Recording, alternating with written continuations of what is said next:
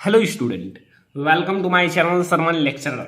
आज हम लोग जो है ना क्लास 10 मैथ का वन सॉल्व्ड वीडियो देखने वाले हैं। चैप्टर फर्स्ट जो आपका वास्तविक संख्याएं हैं यानी कि रियल नंबर, इसका हम लोग वन सॉल्व्ड वीडियो देखेंगे। कौन सा चैप्टर है? वास्तविक संख्याएं। ओके, अब वन सॉल्व्ड वीडियो का अर्थ है जितने भी मोस्ट इंपोर्टेंट एनसीईआरटी के क्वेश्चन हैं और जितने भी क्वेश्चन हैं उन सबको देखा जाएगा। इसे कहते हैं वन सॉल्व्ड वीडियो। एंड ये आपका रिवीजन है। अगर आप चैप्टर फर्स्ट पढ़ लिए हो तो यहाँ से रिवीजन अच्छे से कर लो। देखो आप कितना जानते हो। इसमें मैं आपको जितने भी मोस्ट इंपोर्टेंट छोटे बड़े क्वेश्चन हैं उन सबको डिस्कस करने वाला हूँ। वीडियो को लाइक कर दो, चैनल पर नया है सब्सक्राइब कर लेना। एंड अगर आप हमें और भी अच्छा और चैप्टर पढ़वाना चाहते हो तो भाई वीडियो को ज्यादा से ज्यादा अपने फ्रेंड के साथ शेयर कर दिया करो, क्योंकि मैं आपको जितना ज्यादा शेयर लाइक आते हैं उतने अच्छे मैं आपको स्टडी कराता हूं। सबसे पहला क्वेश्चन है, यूक्लिड विभाजन एल्गोरिथम से या संख्याएं या संख्याओं 135 और 225 का महत्तम समाप्त वर्त ज्ञात कीजिए। तो कुछ नहीं है, इसका आप लोगों को महत्तम समाप्त वर्त ज्ञात करना है, महत्तम समाप्त वर्त तक, ठीक है, इसको ज्ञात करना है। तो काफी ज्यादा इजी है। अब यहां देखो आपकी कौन सी संख्या दी हुई है। ये है आपका दी गई संख्याएं। अब कौन कौन सी संख्याएं दी गई हैं? 135, बट जो आपका बड़ा है उसको आगे लिखो, ठीक है। वैसे भी आपकी जो जो दी हुई है उसे देखो। 135 और कौन सी है तथा 225 हैं। ये दो संख्याएं दी हुई हैं। ओके, कोई दिक्कत नहीं। अब बताओ इसमें से बड़ा कौन है? जो बड़ा है उसे आगे लिखा जाएगा। तो आप जानते हो 225 बड़ा है एंड 135 छोटा है, तो आप ऐसे लिख लो। ओके, आप ऐसे लिखने के बाद आपको क्या करना है कि यूक्लिड विभाजन एल्गोरिथम से, जो यूक्लिड विभाजन एल्गोरिथम से, ठीक है भाई, रिवीजन अच्छे से कर लो, क्योंकि मैं आपको बहुत अच्छे से हर एक चैप्टर का रिवीजन कराऊंगा अगर आप लोगों का रिस्पांस आएगा अच्छे से। अब देखो आप निकालना तो जानते ही हो, जैसे 225 है इक्वल टू 135। अब इसमें हम कितना का गुणा करें कि आपका 225 के बराबर हो जाए या फिर उससे कम ज्यादा ना हो? तो आपको एक से ही करना पड़ेगा, प्लस 19 प्लस हो जाएगा, ठीक है। अब इनमें देखो, इन दोनों में कौन सा बड़ा है? ये और ये, इन दोनों में जो बड़ा हो उसे आगे लिख लो। तो 135 बड़ा है तो 135 को आगे लिखो, 19 को पीछे लिखो, इंटू 1 कर लो, क्योंकि 2 बार तो जाएगा नहीं, तो ऐसे भी 1 ही बार जाएगा, तो प्लस आपका हो जाएगा 45। ओके, अब इसमें जो 19 है एंड 45, इसमें कौन सा बड़ा है? 90 एंड 45 में, तो 90 बड़ा है, 90 बड़ा है तो यहाँ 45 इधर लिख लो एंड इनटू आप 2 कर लो, प्लस 0। जब तक ये 0 ना हो जाए और पूरा कट ना जाए तब तक आपको निकालना है। तो यहाँ आपका ये आपका 0 भी हो गया और आपका निकल भी आया। तो यहाँ आपको इसका आपका एचसीएफ कितना होगा, अर्थात महत्तम समाप्त वर्तक कितना होगा, ठीक है, महत्तम समाप्त वर्तक। देखो ये आपका होगा, अभी देखना, चूंकि ठीक है, यहाँ लिख देते हैं, चूंकि जो आपका शेषफल है, शेषफल 0, ठीक है, और जो भाजक है 45 है। शेषफल 0 है और भाजक कितना है? 45 है। तो यहां से आपका जो महत्तम समाप्त वर्त होगा, महत्तम समापवर्तक वो कितना होगा, या फिर एचसीएफ भी कह सकते हो, 45 होगा, ठीक है, 45 होगा, याद रखना इसका 45 होगा। ये सारे बहुत ही एमसीक्यू क्वेश्चंस हैं, यही 45 का हो जाएगा, ठीक है। तो ये आपके लिए एक इंपॉर्टेंट क्वेश्चन हो गया। तो ये आपके लिए एक इंपॉर्टेंट क्वेश्चन हो गया वन शॉर्ट वीडियो में। भाई आप लोग जरूर वीडियो को लाइक करना एंड ऐसे ही आप लोगों को सब मैं कराने वाला हूं, ठीक है। तो ये पहला क्वेश्चन आप लोग नोट कर लो, आई होप कि आप लोगों को समझ में भी आ गया होगा, ठीक है। यहाँ 45 इसका HCF होगा महत्तम समाप्त वर्ग तक। तो अगला हम लोग क्वेश्चन देखते हैं। क्वेश्चन नंबर 2, ये आपके बोर्ड एग्जाम के लिए MCQ है भाई, अभी आप लोग नोट कर लेना क्योंकि ये पूछे जाते हैं। ओके, तो इस क्वेश्चन में क्या है लिखा हुआ है, दिया है HCF 252 and comma 594 equal to 18। इसका HCF दिया हुआ है, आपको ज्ञात क्या करना है, ज्ञात कीजिए कि LCM इतना का आपको LCM कितना होगा, ये आपको ज्ञात करना है। तो भाई आपके लिए एक सूत्र बता दें, वो आप याद रखना। वी नो डैट, यहां हम जानते हैं, अगर आप लोगों ने सूत्र पढ़ा होगा, ये रिवीजन है, रिवीजन में मैं आपको हर एक क्वेश्चन कराता हूं इंपॉर्टेंट, ठीक है। तो हर चैप्टर का मैं करा दूंगा। अब देखो आपको पता है कि जो LCM हमें ज्ञात करना है ना, तो LCM जो होता है, LCM ये बराबर होता है दोनों या दो संख्या जो लिखी हुई है, दोनों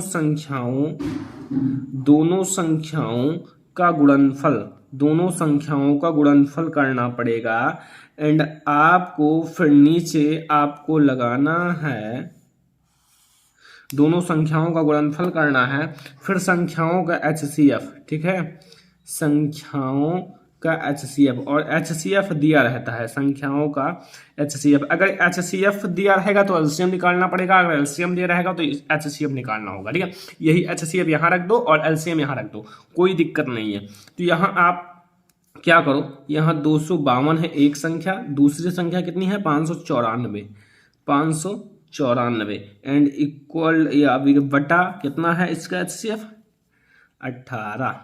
अब इसे अगर आप क्या करोगे, गुणा भाग करके आप इसको गुणा भाग कर लेना, और अगर आप इसे गुणा करोगे फिर 18 से भाग दोगे तो आपका आंसर जो फिलहाल पूरा निकल के आएगा 83 एंड 16, ठीक है, 8316।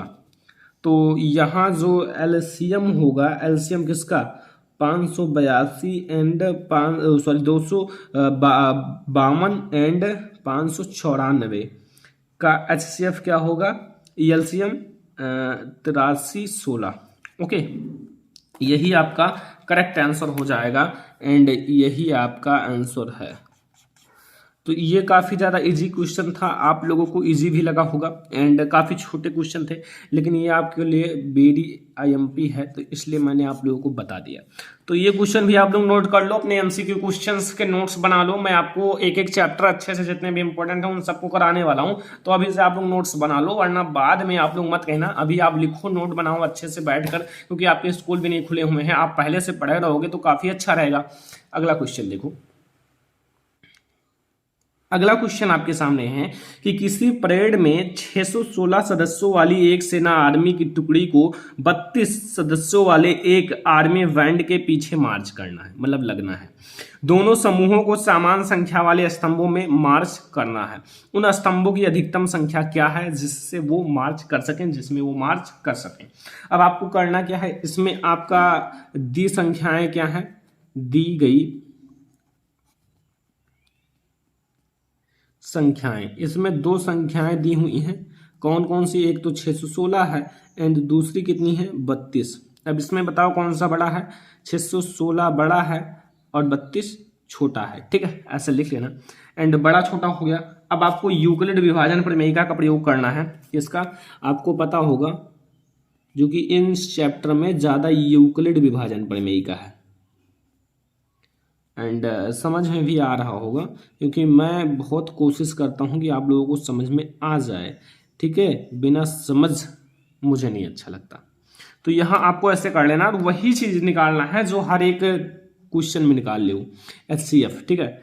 तो यहाँ आप 32 में अगर आप 19 से गुणा करोगे, 19 से, तब इससे कम ही रहेगा, ज़्यादा नहीं होगा, और यहाँ आपको 8 प्लस कर लेना है। अब इन दोनों में कौन सा बड़ा है वही चीज निकालना है, इन दोनों में कौन सा बड़ा है 32, तो 32 को आगे लिख लो, 32 इक्वल टू 8 एंड 8 चौक 32 प्लस 0, यानी कि इसका क्या होगा, इसका HCF कितना आएगा, HCF कितना आएगा 8 आएगा ना, तो यहाँ 8 इसका HCF हो जाएगा तो यहाँ इसका जो HCF है, HCF इक्वल टू 8, ठीक है 8, यही HCF है ये, ठीक है 8। अब देखो इसमें आप लिख दो, क्या लिखना है कि अतः, थोड़ा और दिख रहा है, अतः सेना, जो सेना है 8 स्तंभों में मार्च कर सकती है, मार्च कर सकती है, 8 स्तंभों में मार्च करेगी, ठीक है। 616 जो सदस्य हैं एंड 32 टुकड़ी में बांटना है, तो 8 और 32 का आप गुणा करोगे, ठीक है, तो यहां आपका आ जाएगा 8, तो यहां आपकी 8 स्तंभों में भाई रहेगा, 8 आपका करेक्ट आंसर हो जाएगा। तो अगला क्वेश्चन आइए देखते हैं। यहां आप आ जाओ, यहां आपको बताना है कि दशमलव प्रसार शांत है या अशांत है। भाई सभी क्वेश्चंस हैं जो आपके एनसीईआरटी क्वेश्चंस में हैं, ठीक है, कोशिश किया है सब कुछ बताया जाए जितने भी मोस्ट इंपोर्टेंट हैं, और बता भी रहे हैं। देखो यहां लिखा हुआ है दशमलव प्रसार शांत है या अशांत, आपके पास ये संख्या है एंड ये संख्या है, इन दोनों में बताना है कि आपका दशमलव प्रसार शांत है या अशांत। आपको पता है कि नहीं पता? आपको नहीं पता हो तो मैं आपको बता दूं कैसे निकाला जाता है। इसका हर जो है ना, हर पे विशेष ध्यान देना, ये क्या होना चाहिए, 2 आपकी किसके प्रकार का होना चाहिए, याद है कुछ या फिर सब भूल गए? पढ़े थे आई होप। 2 की घात यम, 2 की घात यम, यहाँ 2 की घात यम इंटू 5 की घात यन के रूप का होना चाहिए। अब ये कैसे होगा, अभी आपको बताता हूँ। इसका हर का आप पहले गुणनखंड करो, ठीक है। सबसे पहले आप इसका बढ़िया से निकालो, इधर कोने में पहले अंकगणित पढ़ते थे, उसी में ये था और मैंने भी लगाया था पहले। अब देखो यहां आपको डिवाइड करना है, ये 2 से डिवाइड होगा नहीं क्योंकि इधर जो है ना 5 है, अगर 2 होता, 4 होता, 6 होता तो डिवाइड हो जाता, बट यहाँ 5 से, 3 से भी डिवाइड नहीं होगा क्योंकि 3 1 4 4 2 6 एंड 6 5 11 नहीं होगा। अगर इसके बराबर 6 9 या फिर 11 नहीं 12 होता तो हो जाता। यहाँ 5 से करोगे तो यहाँ आपका आएगा 625, फिर यहाँ आप 5 से करोगे 5 1 जा 5 एंड 125, फिर यहाँ आप 5 से करोगे तो कितना आएगा, 5 दूना 10 55 25, फिर यहाँ आप 5 से करोगे तो 5, और फिर अगर आप 5 से ही करोगे तो 1। यहाँ तो भाई कुछ देखो सब पूरा 5 5 5 आ गया है, देख सकते हो हर जगह 5 ही है, मतलब पूरा 5 से ही डिवाइड हो गया, ठीक है, कोई दिक्कत नहीं। आपका देखो अब यहाँ क्या है ना, ये 13 है, अब 13 अपान यहाँ आप इसे 5 की घात 1 2 3 4 5 है, तो 5 की घात 5 पहले ना लिखो, 1 2 3 4 5, ओके 5 है। अब देखो यहां आप ऐसे रहने दो, आप 5 की घात 5 लिखो या नहीं लिखो, हर में केवल 5 अभाज्य गुणनखंड है। क्या है? हर में केवल 5 अभाज्य गुणनखंड है। तो ये आपका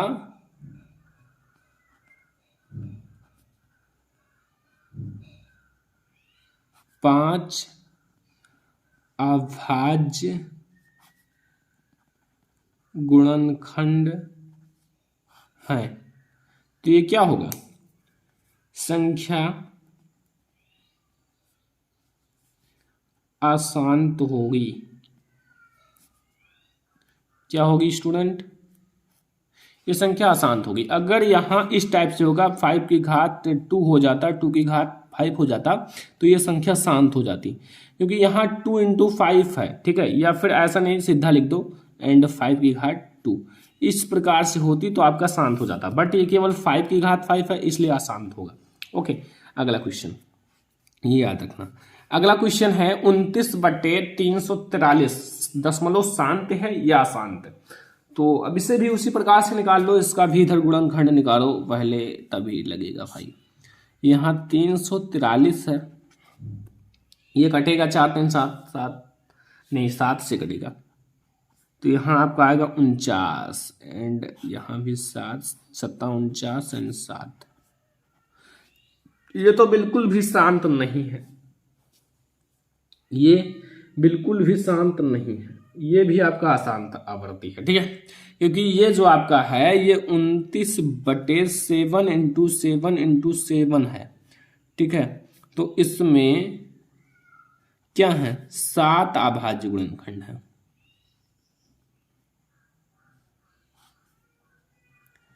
गुणनखंड है, ठीक है। अब इसमें अगर 7 अभाज्य गुणनखंड है, 2 5 है ही नहीं, तो ये आपका क्या है, अतः आप लिख दो। मैंने काफी अच्छे से आप लोगों को बताया कि आप लोग भी समझ जाओ। अतः जो आपका 343 अशांत आवर्ती है, क्या है, अशांत आवर्ती है। बस ये आपको याद रखना है। तो ये 2 क्वेश्चंस आपको शांत और अशांत से रिलेटेड थे, और आपको कुछ ऐसे टाइप से हर एक क्वेश्चंस को लगाने हैं, क्योंकि काफी ज्यादा इजी है शांत और अशांत वाले क्वेश्चंस, ठीक है। तो यहां से आपको ये भी क्वेश्चन समझ में आ ही गया होगा। अब हम लोग देखते हैं अगला क्वेश्चन। अगला क्वेश्चन आपके सामने है कि सिद्ध कीजिए √5 एक अपरिमेय संख्या है। ये भाई आपकी बोर्ड एग्जाम के लिए VVVIMP है, क्योंकि 100% पूछा जाएगा और बड़े क्वेश्चन में आते हैं, ठीक है। तो इसको समझना जितना इंपॉर्टेंट है कि आपको जितना इंपॉर्टेंट आपके लिए पढ़ना होता है, ठीक है, जितना इंपॉर्टेंट आप किसी इंपॉर्टेंट चीज को पढ़ने में लगाते हो उतना ज्यादा ये इंपॉर्टेंट है। ओके, तो अब आप इसे सिद्ध करना है कि सिद्ध कीजिए √5 एक अपरिमेय संख्या है। तो सिद्ध करो। सबसे पहले तो आपको कल्पना करना है, सबसे पहले आपको मान लेना है कि यहां आप सबसे पहले लिखो, माना कि √5 एक परिमेय संख्या है। क्या है, परिमेय संख्या है, ठीक है। आपने मान लिया कि माना √5 एक परिमेय संख्या है, तो √5 को हम लोग P/Q के रूप का लिख सकते हैं। बट यहाँ एक थ्योरम के हिसाब से जो क्यों होना चाहिए, वो इज नॉट इक्वल टू 0। क्यों जो है वो 0 के बराबर नहीं होना चाहिए। अब आप अगर ऐसा लिख सकते हो तो यहाँ हम इसको क्रॉस करा के P = √5 क्यों भी लिख सकते हैं, क्योंकि ये मैंने क्रॉस मल्टीप्लाई करा लिया। अब आप क्या करो ना कि दोनों पक्षों का वर्ग कर लो, दोनों पक्षों का वर्ग करने पर, अब दोनों पक्षों का अगर आप वर्ग कर लोगे तो ये P² = 5Q² हो जाएगा। ओके, कुछ इस टाइप से आपका हो जाएगा। अब आप समझो, यहां मैं Q² ऐसे ही रहने देता हूं, एंड ये P² है अपान में 5 कर लेता हूं, ठीक है। ये आपको समझ में आना चाहिए, यहां आपका मेन है। और इसको मैं ऐसे भी लिख सकता हूं, इधर समझ लो, यहां मैं Q² को इधर आगे कर सकता हूं एंड P² अपान 5 पीछे लिख सकता हूं, मतलब बराबर है दोनों, तो इधर उधर चाहे जैसा लिखो, ये दोनों एक ही चीजें हैं। ओके, एक ही चीजें हैं। अब देखो भाई, मेन प्रोसेस तो अब लिखना है कि अगर P² संख्या जो है, P² संख्या किससे 5 से विभाज्य है, मतलब कटेगा, ठीक है। तो आप समझो P भी संख्या 5 से विभाज्य है। क्या है, विभाज्य है। मतलब अगर P² 5 से विभाज्य होगा तो P भी 5 से विभाज्य होगा। अगर एक 5 है, इस 5 केवल है बटे 5 है, तो ये 5 अगर 5 से विभाज्य होगा तो इसका स्क्वायर 25 भी 5 से विभाज्य होगा 100%। तो वही मैंने लिख दिया है, एंड ये आपका थ्योरम के हिसाब से है भाई, थ्योरम आपके बुक में दिया हुआ है, पढ़ लेना, ठीक है। अब इतना प्रोसेस करने के बाद यहाँ आप √2, √3, √7 सब कुछ कर सकते हो। सेम प्रोसेस यहाँ पी स्क्वायर संख्या अगर 7 अंडर कर दोगे तो यहाँ 7 से विभाज्य होगा। अगर आप √3 कर दोगे तो पी स्क्वायर संख्या 3 से विभाज्य होगा। सब वही प्रोसेस है, ठीक है। इतना आप याद रखना, थोड़ा थोड़ा आप अपने माइंड को ग्रो करो, ठीक है। अब आप समझो, अब इतना लिखने के बाद अब आगे आपको क्या करना है कि माना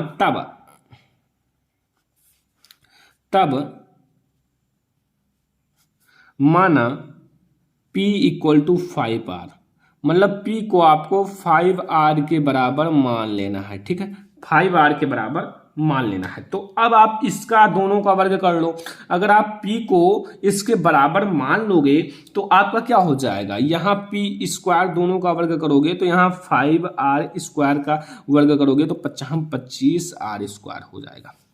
यहां मैंने इसी का वर्ग किया है, इसी का, ये P² बराबर 25R², ठीक है। इतना हो गया। अब आप क्या करो कि अगर इतना हो ही गया तो अब आप क्या कर सकते हो कि यहां जो आपका P² का मान है वो रख दो। P² का मान कहां है, ये P² का मान है, ये P² का मान यहां है। P² बराबर किसके है, 5Q²। तो यहां आप 5Q² रख दो इक्वल टू 25R² रख दो। ओके, कोई दिक्कत तो नहीं है, कंफ्यूजन कोई भी हो क्लियर कर लेना। यहां Q² इक्वल टू 25R² अपान 5 यानी कि 5। इसको आप कट कर दो तो यहां आपका 5 आएगा। तो ये Q² इक्वल टू 5R², ठीक है, इक्वल टू है। अब यहाँ R² बराबर क्या है, Q² अपान 5। फिर वही फंडा अपनाना है जो पहले आप लिखे थे, फिर वही चीजें लिखनी है, ठीक है। अब क्या लिखना है, अब आपको लिखना है कि अगर अभी तक तो आपने वहां P लिखा था, अब देखो Q भी अगर Q जो है Q² संख्या 5 से विभाज्य है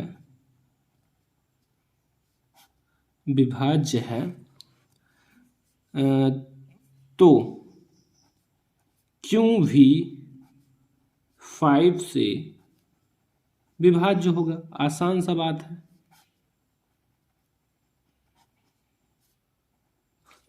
विभाजित होगा, अगर Q² 5 से विभाज्य है तो Q भी विभाजित होगा।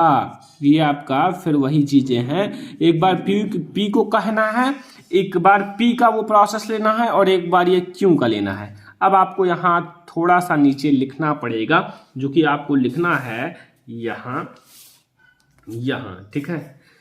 यह सब में लिख सकते हो एक विरोधाभास।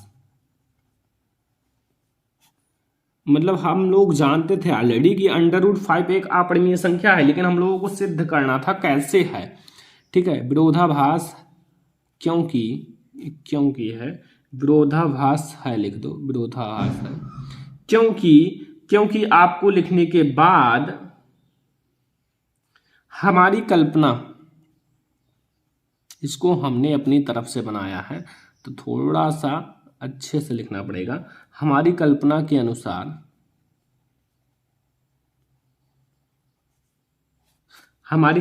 अनुसार इधर आ जाए, P और Q में एक के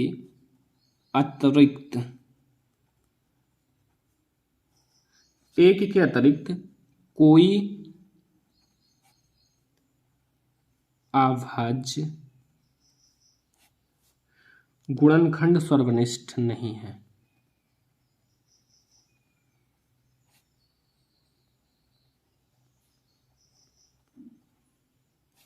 सर्वनिष्ठ नहीं है, ठीक है। अतः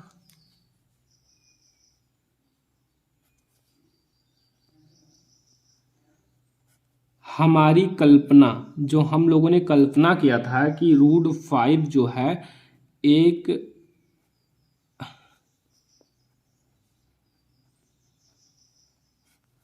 परमीय परिमेय संख्या है,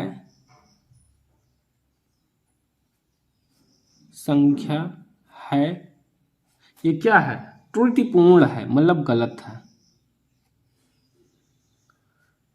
त्रुटिपूर्ण है। अतः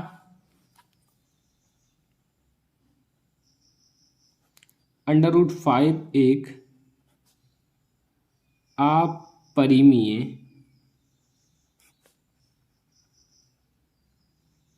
संख्या है। ओके, तो यहां से आपको इतना लिखना पड़ेगा और ये आपका यहां तक सिद्ध हो जाता है कि एक आपका अपरिमेय संख्या है तो है। ठीक है, तो ये आपको यहां तक समझ में आ गया होगा। ठीक है, तो इसे आप लोग नोट कर लो, काफी अच्छे से मैंने समझाया है।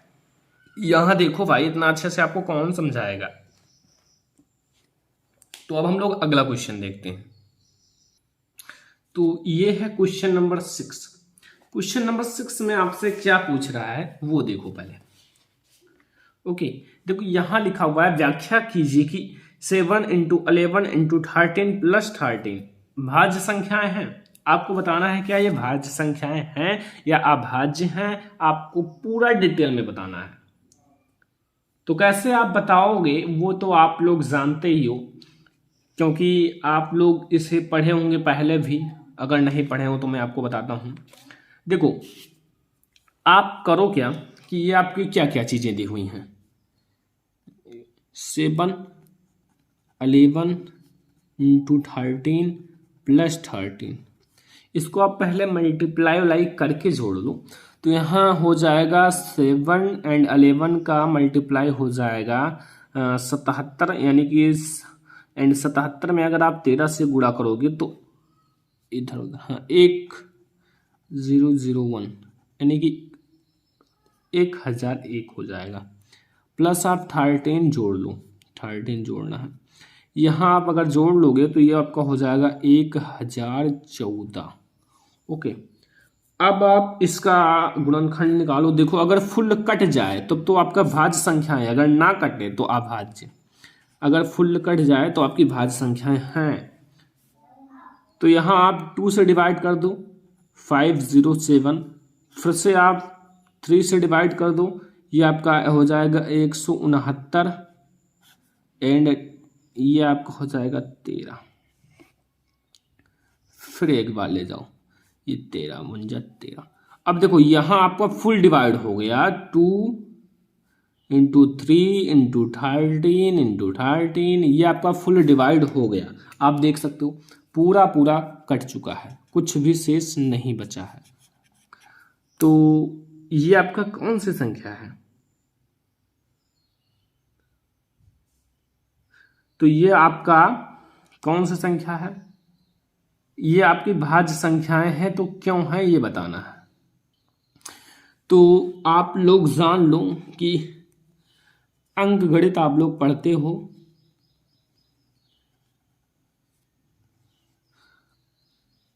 अंक गणित की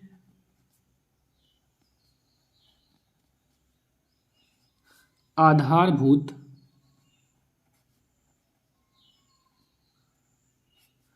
प्रमेय, जो आधारभूत प्रमेय के अनुसार क्या क्या है आपकी संख्याएं, कितनी कितनी हैं? 7 × 11 × 13 + 13 क्या है? एक भाज्य संख्या है। ओके, ये आपकी एक भाज्य संख्या है, मतलब कट सकती है। तो ये आपका यहां से क्या है? एक भाज्य संख्या है, याद रखना। ठीक है, आओ और भी क्वेश्चंस हम लोग सॉल्व करते हैं, क्योंकि आप लोगों के लिए ये सारे क्वेश्चन इंपॉर्टेंट है। एक दो क्वेश्चन हम लोग ऑब्जेक्टिव टाइप का सॉल्व करते हैं, जो कि आप लोग बताइएगा, हम आप लोगों के सामने थोड़ा थोड़ा बताएंगे। टेस्ट मॉडल है, तो थोड़ा थोड़ा आप हमें बताइएगा और हम आपको थोड़ा थोड़ा बताएंगे। ठीक है, देखो आपके सामने मैं एक क्वेश्चन लिखता हूं, ये क्वेश्चन नंबर 7 है। ओके, देखो आप के सामने है, अगर एक चीज दिया हो कि किसी धनात्मक पूर्णांक p के लिए प्रत्येक धनात्मक विषम पूर्णांक का रूप होता है। देखो यहाँ लिखा हुआ है, मैं आपको अभी ऑप्शन भी दूंगा, ठीक है। किसी धनात्मक, यहाँ मैं क्वेश्चन लिख देता हूँ, क्वेश्चन आप लोग नोट करो, काफी इंपॉर्टेंट है, 2019-20 में पूछा गया है। पूर्णांक p के लिए, किसी धनात्मक p के लिए प्रत्येक धनात्मक, जो प्रत्येक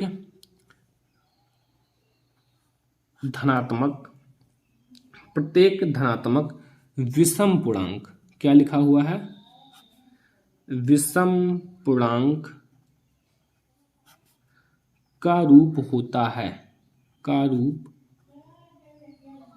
है, अब आपके पास ऑप्शन है, चलो फर्स्ट नंबर ऑप्शन है p, सेकंड नंबर ऑप्शन है p+1, धनात्मक पूछ रहा है और विषम पूर्णांक के लिए पूछ रहा है। थर्ड है 2p, 4 है 2q+1। चलो आपके पास ऑप्शंस भी मैंने दे दिया कि आप लोग और अच्छे से बता सको, तो ऑप्शन मैंने काफ़ी अच्छे से दिया है। तो आ जाओ, मैथ के ऐसे क्वेश्चंस आते हैं और आप लोग थोड़ा सा अटपटा जाते हो, बता नहीं पाते हो। तो अब इसका करेक्ट आंसर क्या हो सकता है, यहाँ आपका जो यहाँ p2p, p+1 एंड 2q+1, तो इसका आपका सही आंसर मैं आप बता दूं, आप लोग याद रखना। देखो p के लिए आपको बताना है, तो अगर आपको p के लिए बताया जाए तो उसमें p नहीं होना चाहिए, उसमें q होना चाहिए। p और q होती है तो p नहीं होना चाहिए, q होना चाहिए। तो यहाँ आपकी q किस में है, इसी में है, तो इसलिए 2q+1 होगा, ठीक है। जो स्टूडेंट सही आंसर बताए होंगे वो कमेंट बॉक्स में बताइएगा, ओके, कि मेरा सही था। और जो गलत बताए होंगे वो अच्छी बात है, क्योंकि नहीं पता था तो गलत ही बताओगे ना। तो एक क्वेश्चन और बताओ, यहां प्रश्न नंबर 8 देख लो, थोड़ा सा आप लोग इसे कोशिश करना, क्योंकि ये मुझे पहले एक कंपटीशन में पूछा गया था कि पाई जानते हो। पहले तो आप इसका मान बताओ क्या होता है कमेंट बॉक्स में। मान तो मैं नहीं पूछ रहा हूँ, इसमें कुछ और ही पूछ रहा हूँ, लेकिन ये मान आप हमें कमेंट बॉक्स में बताना, ठीक है, दशमलव में बताना। बट हमें इसमें पूछना क्या था कि पाई ए ऑप्शन है, देखो थोड़ा सा जगह कम है तो छोटा लिख दूंगा, एक पूर्णांक, ठीक है। बी ऑप्शन है एक परिमेय संख्या, एक परिमेय संख्या। सी ऑप्शन है, रुको थोड़ा सा मैं आपको बताता हूँ। सी ऑप्शन है एक अपरिमेय संख्या, एक अपरिमेय संख्या। डी ऑप्शन है कोई नहीं। ये भाई आप लोग बताओ जल्दी से कि कौन सी संख्या हो सकती है, क्योंकि आप लोगों के लिए काफ़ी ज़्यादा इंपॉर्टेंट हो सकता है, ये आपके बोर्ड एग्जाम में पूछा भी जा सकता है। तो ये 4 ऑप्शन से पाई का बात आया है, पाई का मान भी आपको जानना जरूरी है, आगे चलकर बहुत ज़्यादा काम आएगा। एंड यहाँ आपको बताना है पाई क्या है, आखिर में एक पूर्णांक है या एक अपरिमेय संख्या है या फिर एक परिमेय संख्या या फिर कुछ नहीं है। तो कुछ नहीं है तो बिल्कुल गलत है। और इसमें आपका जो पाई है ना, पाई आपका एक क्या है, अपरिमेय संख्या है, एक अपरिमेय संख्या है, ओके। इसका डिटेल वीडियो मैं बना दूंगा कैसे है, ओके। अब अगला क्वेश्चन देखते हैं, क्वेश्चन नंबर 9 देख लेते हैं। क्वेश्चन नंबर 9 देखो, क्वेश्चन नंबर 9 में आपको मैं बताऊंगा कुछ अच्छे क्वेश्चन, ठीक है। देखो क्वेश्चन नंबर 9 में देखो, मैं आपको एक क्वेश्चन हम भी लगाएंगे, आपको बताएंगे लगाने का तरीका, क्योंकि आप लोग भूल भी जाते हो कभी कभी, तो मैं आपको सब कुछ डिटेल में बताता हूँ कि आप लोग सब कुछ याद रखो। तो एक छोटा बड़ा थोड़ा क्वेश्चन ले लेते हैं कि आप लोगों का सारा कंफ्यूजन जो है ना वो दूर हो जाए। एक और सिद्ध करने का मैं देखता हूँ, ये एनसीईआरटी का 2 बार पूछा गया प्रश्न, 2019-2020 में, और एनसीईआरटी में भी है। देखो सिद्ध कीजिए, सिद्ध करना है, सिद्ध कीजिए कि ये भाई सिद्ध करने वाला आप हर एक क्वेश्चन लगा दीजिएगा, ठीक है, क्योंकि ये हर एक क्वेश्चन इंपॉर्टेंट है। वैसे मैं दो टाइप का बता देता हूँ कि आप लोग दो टाइप में अगर सीख लोगे तो वैसे तो आई होप कि सब क्वेश्चन लगा दोगे, क्योंकि ये दोनों टाइप इंपॉर्टेंट है। संख्या है, आपको सिद्ध करना है कि 7√5 एक अपरिमेय संख्या है। कैसे है? देखो, सबसे पहले तो आपको वही करना पड़ता है, मानना पड़ता है कि माना 7√5 एक परिमेय संख्या है। क्या है? परिमेय संख्या है। तो सबसे पहले आपको मान लेना है कि माना आपका ये एक परिमेय संख्या है। तो अगर आपने परिमेय संख्या मान लिया तो हमेशा याद रखना कि परिमेय संख्या को हम क्या कर सकते हैं, P/Q के रूप में लिख सकते हैं। बट यहाँ जो क्यों होना चाहिए वो नॉट इक्वल टू शून्य होना चाहिए, ये याद रखना भाई। ये अगर आपका शून्य है, अगर आपका शून्य है तो वो बिल्कुल भी परिमेय संख्या नहीं है। जैसे 5/0 है तो ये परिमेय संख्या नहीं है, 5/1 है तो ये आपकी परिमेय संख्या है। ओके, ये आप याद रखना। अब अगर इसे हम P/Q के रूप में लिख सकते हैं तो यहाँ P/Q इक्वल टू 7√5 तो है ही।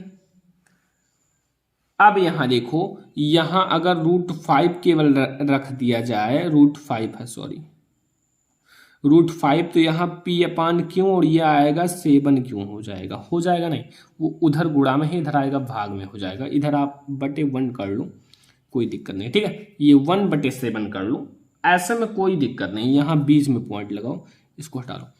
अब देखो, अगर ये आपका सीधा लिखा हुआ है 1/7 इंटू P/Q बराबर √5। अब बताओ कि √5 आपको ऑलरेडी पता है, मैंने सिद्ध करवाया है कि एक अपरिमेय संख्या, सिद्ध कराया है नहीं। अब ये भी √5 के बराबर ये भी है, 1/7 इंटू P/Q, और √5 एक अपरिमेय संख्या है और इसी के जस्ट बराबर ये भी है। तो यानी कि अगर ये 1 ग्राम है तो ये भी 1 ग्राम है, अगर ये अपरिमेय संख्या है तो ये भी अपरिमेय संख्या है, ठीक है। बट लिखने का तरीका ऐसे नहीं होता कि ये 1 ग्राम है, 1 ग्राम है। आपको लिखना है अच्छे से ताकि एग्जामिनर भी समझ जाए हाँ अच्छा लड़का है। देखो, आपको लिखना है कि यहां आपको एक बात पता है कि √5 एक अपरिमेय संख्या है। ऑलरेडी आपको पता है कि बताना पड़ेगा, पता है ना, तो ये आपको ऑलरेडी पता है। परंतु अब हम थोड़ा सा भाई तथ्य लिखना पड़ता है। ये आपका परिमेय से है, मतलब एक थ्योरम है, थ्योरम टाइप का ये क्वेश्चंस होते हैं, ठीक है। तो आपको लिखना पड़ेगा यह तथ्य सर्वमान्य है, मतलब नहीं मान्य है, सर्वमान्य है कि √5 परिमेय,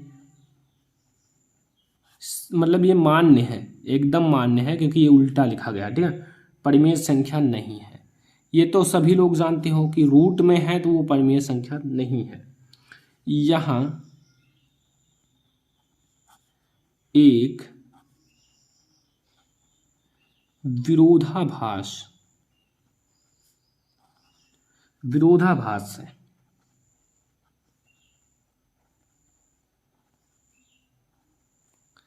जिसका कारण हमारी मान्यता है। जैसे हमने जो माना था, मान्यता है, जैसे मैंने माना था तो इसी के आधार पर मैं ये लगा रहा हूं। संख्या, मैंने क्या माना था, संख्या 7√5 परिमेय है। क्या है? परिमेय है, जो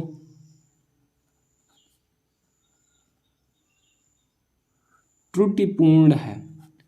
त्रुटिपूर्ण है मतलब, त्रुटिपूर्ण मतलब गलत है, त्रुटिपूर्ण है। तो यहाँ आप, यहाँ तक आपको समझ में आया तो नीचे आप लिख दो, अतः 7√5 एक, अगर वो गलत ही है, आपने सिद्ध ही कर दिया तो आप सीधा लिख दो परिमेय, अपरिमेय संख्या है।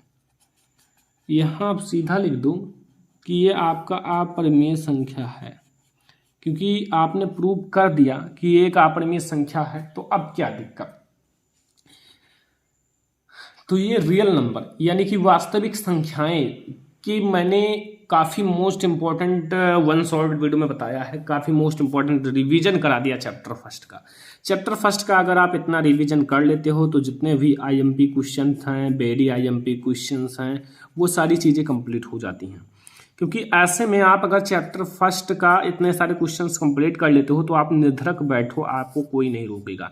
ऐसे ही मैं आपको चैप्टर 2 का जल्द ही लाने वाला हूँ, लेकिन आपको करना क्या है, इस वीडियो को कम से कम आप जल्दी से लाइक करो, ठीक है, ज़्यादा से ज़्यादा लाइक करो यार, मदद करो, क्योंकि आपके लिए इतना मेहनत कर रहा हूँ तो आपको इतना तो करना चाहिए कि थोड़ा सा आप लोग सोचो कि इतना मेहनत सर कर रहे हैं तो थोड़ा सा आप लाइक कर दिया करो, और कम से कम कुछ ना तो 1-2 फ्रेंड के साथ शेयर भी कर दिया करो, ताकि वो भी हमारे चैनल से जुड़ सकें। अगर आप शेयर करोगे तभी तो वो जान पाएंगे कि वहाँ वन शॉर्ट वीडियो सरवन लेक्चर पर चल रहा है, सरवन लेक्चर सरवन चैप्टर 1 वीडियो में पढ़ा रहे हैं।